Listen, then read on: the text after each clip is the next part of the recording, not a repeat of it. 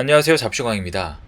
우크라이나 침략을 강행한 러시아가 전쟁 한 달 만에 우크라이나 동부에 집중하겠다고 발표하는 등 러시아군이 고전하고 있다는 신호가 감지되고 있습니다. 실제로 이제는 러시아군 병사가 우크라이나 시민권을 대가로 탱크를 몰고 항복할 정도인데요. 뉴욕포스트에 따르면 러시아 일부 부대의 명령 불복종 사례가 보고되는 등 러시아군의 전투력과 사기가 바닥까지 떨어지고 있습니다. 북동부 수미에서 벌어진 전투 중 러시아군 300여 명이 명령을 거부하고 도망쳤고, 남부 지역에서도 퇴각하는 병사들이 급격히 증가한 것으로 알려졌습니다. 뿐만 아니라 끝날 기미가 없는 전투에 물자가 부족해지고 날씨마저 추워지자 한 러시아군 병사가 집으로 돌아가기 위해 자기 몸에 총상을 입히는 극단적인 선택까지 자행됐는데요. 이렇듯 실제 전장에서 군인들의 정신력과 사기가 굉장히 중요한 요소로 작용하고 있습니다.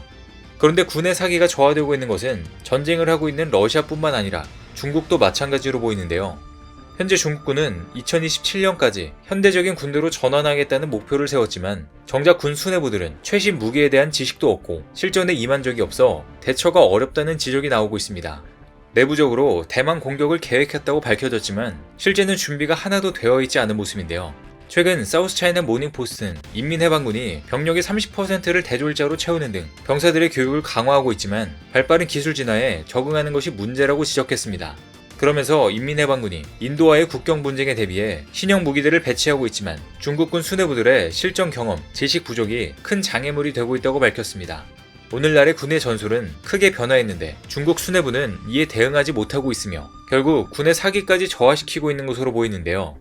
그래서 중국은 이 같은 위기 상황을 감지하고 뒤늦게 육해공군 합동작전을 수행할 수 있는 엘리트 지휘관을 양성하기 위한 준비를 진행하고 있습니다. 중국은 최근 들어 미국의 방식을 따라 합동작전을 수행할 군 지휘관을 육성하는 방법을 모색하기 시작했습니다. 과거 인민해방군은 육해공군별 독립적으로 훈련을 진행했는데 합동 상륙 훈련에서 각 군이 서로 다른 정보 체계를 사용하면서 정보 공유가 지체돼 작전을 완수하지 못한 케이스가 많았습니다.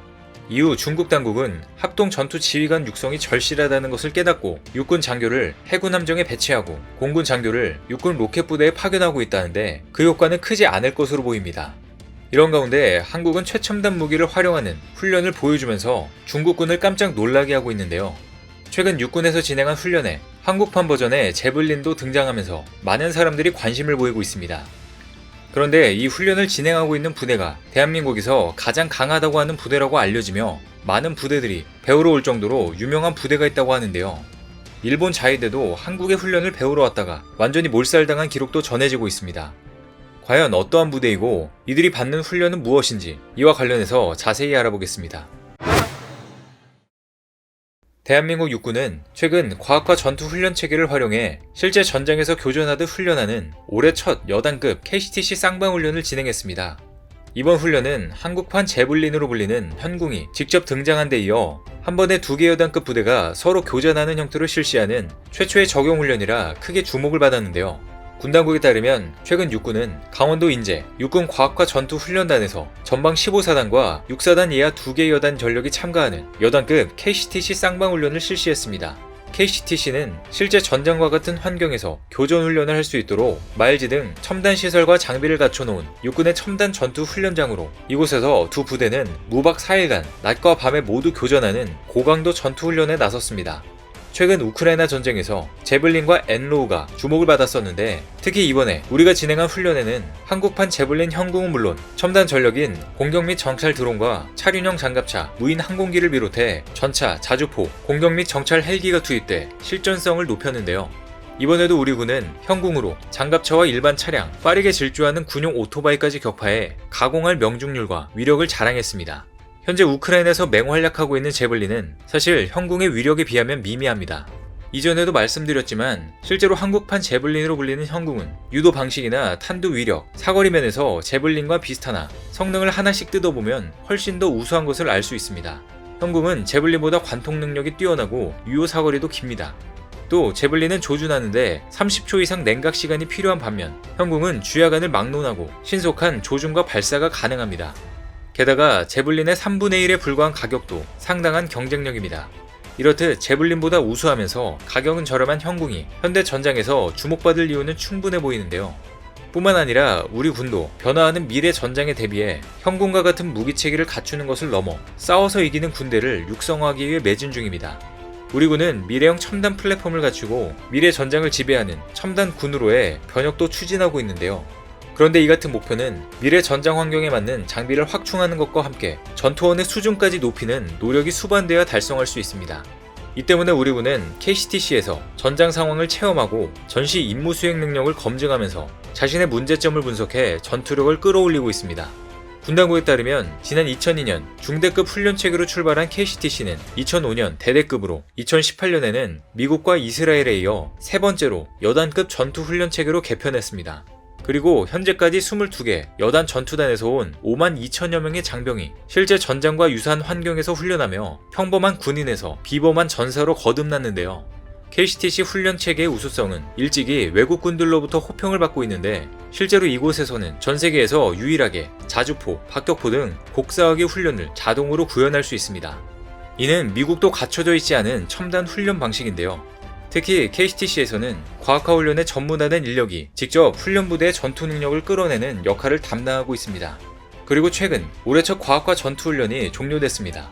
이번 훈련은 육군의 미래 전투체계를 구성하는 차륜형 장갑차와 공격 정찰 드론 UAV를 투입했으며 비선형 동시 통합작전을 구현하는 데 중점을 둔 것으로 전해집니다.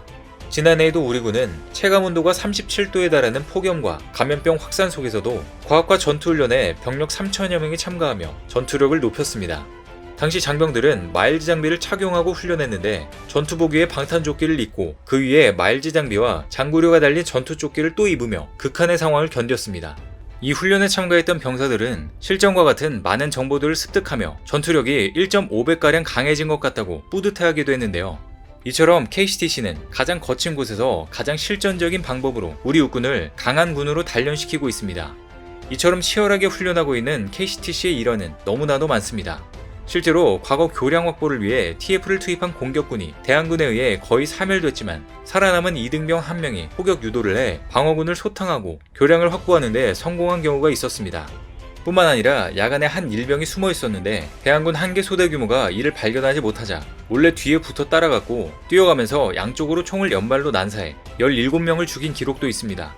또 전갈대대 한 명이 K2에 저배율 스코프 하나를 달고 한 개 중대를 몰살한 기록도 있는데 KCC에서는 이런 일들이 비일비재합니다.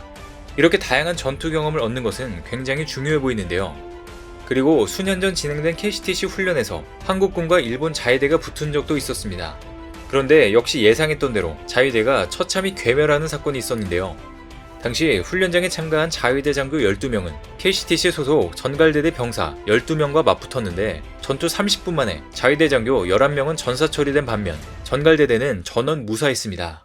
아무리 모의 훈련이라고 해도 일본으로선 참담한 결과가 아닐 수가 없는데요. 자위대뿐만 아니라 KCTC를 이긴 부대는 거의 손에 꼽을 정도로 없다고 알려지고 있습니다. 이처럼 대한민국 육군은 막강한 전력을 갖추고 있는 KCTC 훈련체계와 더불어 첨단 과학기술을 접목한 미래 지상 전투체계인 아미타이거 4.0 개발에 적극 나서고 있습니다.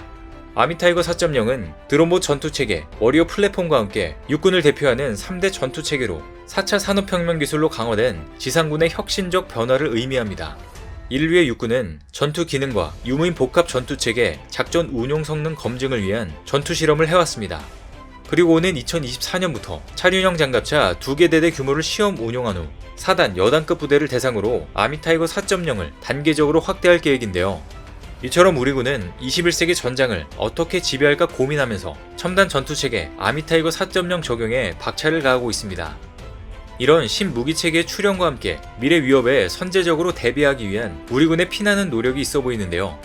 이런 노력과 더불어 앞으로는 아미타이거 4.0으로 강력한 군사력을 얻음과 동시에 한국을 위협하는 모든 국가들을 압도할 수 있기를 기대해 보겠습니다. 오늘 준비한 소식은 여기까지입니다. 댓글을 통한 여러분들의 많은 의견 기다리겠습니다. 많은 분들의 생각이 모였을 때 진정 가치 있는 지식이 완성될 것입니다. 시청해주셔서 감사합니다.